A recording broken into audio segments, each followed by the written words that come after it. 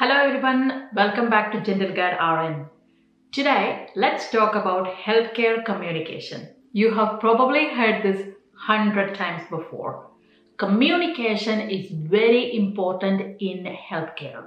And you might be thinking, yes, I know, listening, speaking, nodding, eye contact, I get it. But what does it actually mean in a real world? What kind of communication are we talking about? And how is healthcare communication different from, let's say, chatting with your friend about the last night dinner? Let's find out, shall we?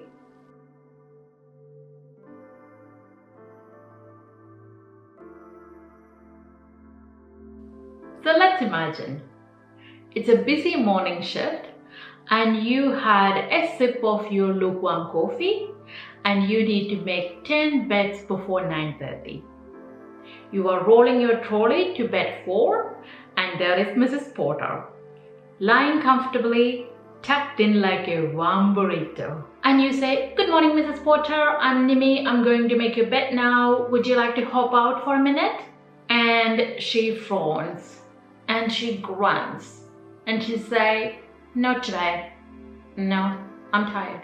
Now, this is the moment. You could say, "Oh, come on. We don't have time for this. I have another 9 beds to make. We need to do it right now. Okay, come here. I'll help you." Or you could say, "Oh, well, if you don't want it, that's fine. It's your bed. I'll tell the nurse." Or you could pause, breathe, and communicate. You could say, "Mrs. Porter, I understand you're not feeling up to it. Are you feeling tired in the morning, or are you in any kind of pain? Do you need some pain relief? I can ask the nurse to get some pain relief for you, and I can come back in 20 minutes. Or you could say, "Mrs. Porter, I got a warm blanket here, so I'll help you move to that chair and cover you with the warm blanket, and you can sit on that chair and have your warm breakfast like a queen." It is not being overly nice. It is being professional, effective, and still being human. Professional communication is not robotic. It's warm, it's respectful, and it's collaborative. It is like we acknowledge that Mrs. Porter doesn't want to get up from her bed, and we have some solutions and we are asking her if she's okay with it. We are including Mrs. Porter in the decision making. We are collaborating with her and making her feel that she is important and this is her care, she's in charge. That will make her more confident and that will improve her trust in the system.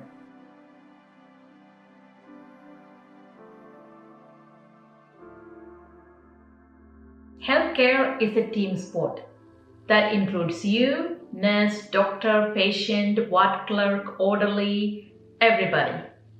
And effective communication is how we all play in tune. Alright, let's talk team communication.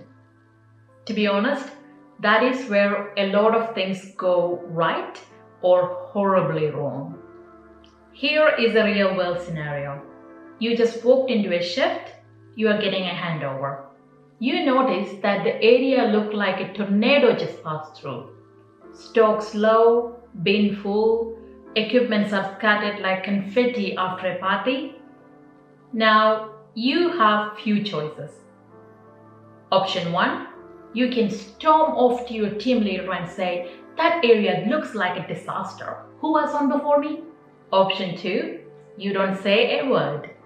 You are starting to restock on your own while muttering under your breath and getting more and more frustrated over time. Option 3, you communicate. Something like, "Hey, I noticed the area needs a bit of tidying up. Were you super busy this morning? Are you okay?" And if your coworker is nearly ending their shift and is clearly fried, maybe say, "No worries at all. Do you want to give me a hand before you head off to restock a few things? Or we can let the team leader know and she can get me someone to help me restock the things." And then go to the team leader. "Hey, look, Sam had a very busy shift this morning and she didn't have a chance to tidy up. And I have 2 patients who needs attention right now. So if you could arrange someone to help me tidy up that area urgently, that would be great.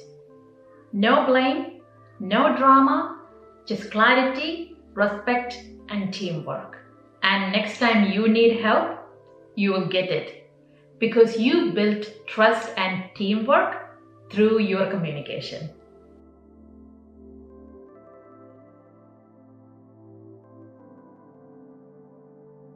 Let's not forget, whether it's your patient or your coworker, we all come from different parts of life.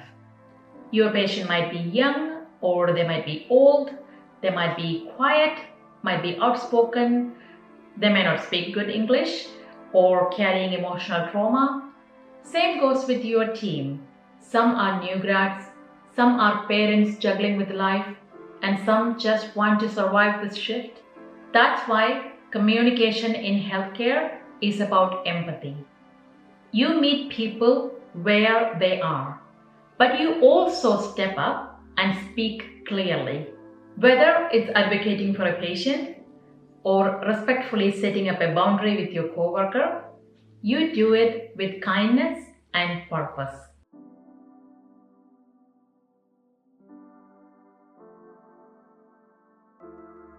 So, why is healthcare communication different?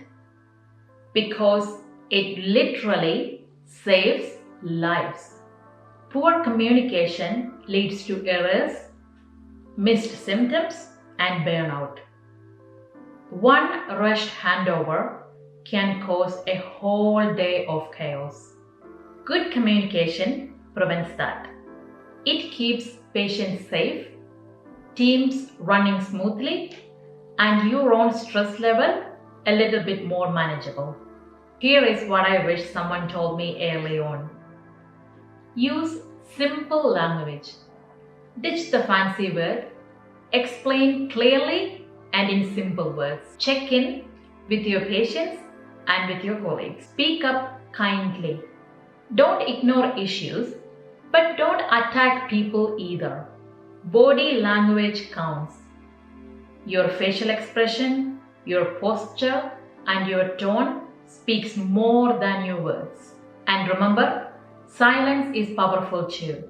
Sometimes all you can do is to pause and listen. If something feels off, ask. If you need help, ask. If something is not safe, escalate it. Like that example earlier in the workstation, you didn't ignore it, but you didn't attack anyone either. You understood, you asked, and you found a solution. That is real communication in healthcare. You don't attack, you don't bottle it up, you don't get rude, you speak with purpose, and you take action.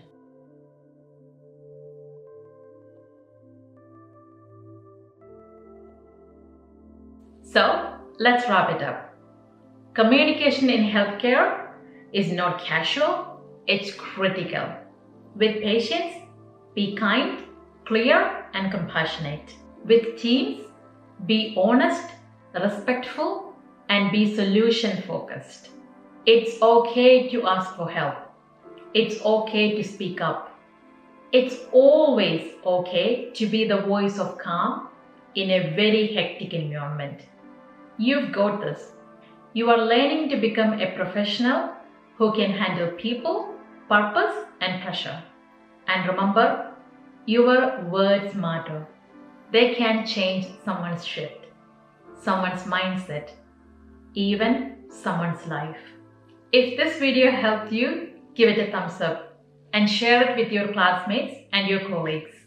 Subscribe for more honest, gentle, and real-world advice. I'm Nimi, this is General Guide RN, and I will see you on the next video.